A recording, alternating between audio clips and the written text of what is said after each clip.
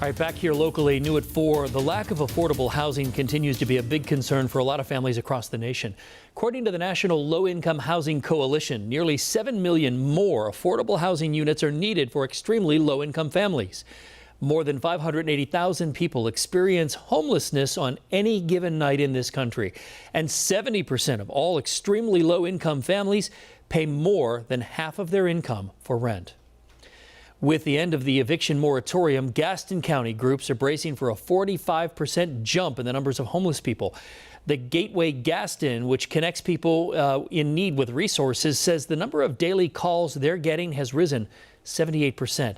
Our Brandon Goldner is in downtown Gastonia with a look at some of the challenges these groups are seeing in the county. Brandon?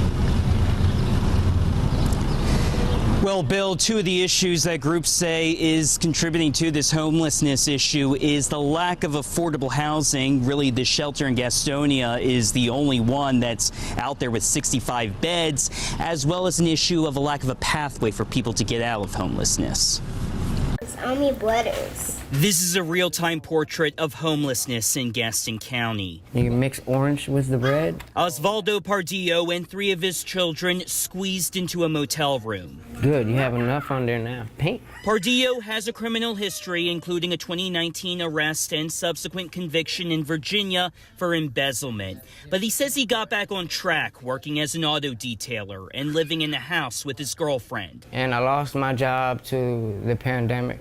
He says his girlfriend, the mother of 2 of his kids, left. He couldn't afford to pay rent. A relative offered for him to come stay at his house in Gastonia while Pardillo picked himself up once again. I noticed that they were doing things that they wasn't supposed to do, and I couldn't have my kids there, so I immediately removed us from that house. To this hotel room, but after several nights, he can no longer afford to stay here. He doesn't know where they'll fall asleep tomorrow night.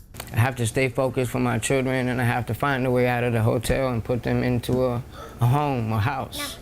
You see homelessness. Pardillo sought help from Dwayne Burks, the founder of the Gateway of Gaston, which helps connect people in crisis with resources. Based on what we know, this case seems like the perfect storm. He says Gaston County has 2 problems, a lack of affordable housing and no clear pathway to get out of homelessness, which is how Pardillo ended up in this hotel room. And that's not just by his own choice.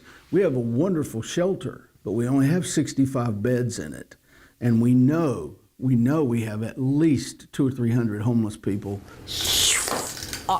Pardillo says he's trying to find work, but he doesn't have a car, and he has to take care of his children, one of whom has cerebral palsy and another who has autism. He says having a steady place to stay would make life better for his family. Everything will go back to normal. A lot of stress will be off my shoulders. Burks says one of the easiest ways to fix this solution is to have more benevolent benevolent landlords. Even someone donating just one apartment could make a big impact. Live in Gastonia, Brandon Goldner, WCNC Charlotte. Brandon, thanks. Powerful story there.